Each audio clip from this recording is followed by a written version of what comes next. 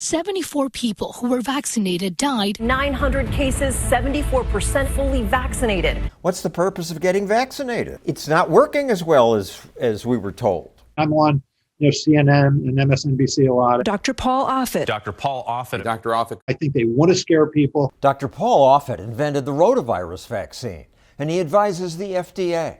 He says there's no doubt, even with Delta. If you get this vaccine, you are much, much, much less likely to be hospitalized or killed by this virus. The data could not be clearer. And the data for whole countries shows the vaccines work very well. Here's a graph of U.S. cases, the top line, and deaths at the bottom.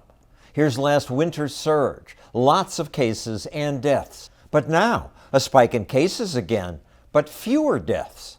In England, most everyone's vaccinated, and the difference is enormous. Very few deaths. But of course, still some. No vaccine works 100%. No medical therapy works 100%. And if we're ever going to reach herd immunity, you really do need to get into the low 90% range of population immunity, and we're not there. One reason we're not there is because people fear vaccines after hearing about scary side effects. A handful of blood clotting cases. The government's side effect database does show thousands have died after getting a vaccine.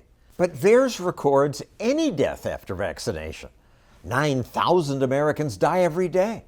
It doesn't mean the vaccine was the cause. We just have a critical percentage of this population that's saying, no, this virus has become political. When Paul Offit and I were kids, vaccines were just accepted. Polio was the enemy. Polio had no friends. Not this virus. This virus has a great many friends. People who are science denialists or conspiracy theorists or political pundits. It's hard to watch. People who don't trust the government telling them what to do. They don't trust the government. They don't trust the CDC. They don't trust science-based agencies. And so therefore, it's a free-for-all. And I think we suffer that. But people have reason to be suspicious. The government has experimented on people and lied to people. America once promised black syphilis patients treatment, but gave them empty pills instead. Dose them with pure LSD-25. The CIA sneaked LSD into people's drinks. President after president lied to us about wars, and now government doctors contradict themselves. People should not be walking around with masks. You should wear a mask. I'm not saying that the government hasn't done things that make one trust them less, or that the CDC hasn't made statements that were incorrect. But such is the nature of science. You do learn as you go. And what we've learned now is that the vaccine does dramatically reduce hospitalization and death. And we'd all be better off if more people took it. That leads some to say, mandate vaccines for all. I have no problem with mandates. I'm all for them. When 25 to 30% of the population says, no thanks, I'm going to continue to let this virus spread. I'm going to continue to let it do harm. I'm going to continue to let it mutate and create variants that may become more and more resistant to vaccine-induced immunity. What do? And I think what you do is you compel people to get vaccinated. Compel them? That's a big deal. That could mean people with guns come to your home and force you to take a drug. What about personal liberty? There are two ways to look at mandates. You could say, if you want to work here, or you want to go to this school, you have to be vaccinated. Or you could say the government's going to come to your home and force everyone to get the vaccination. Big difference.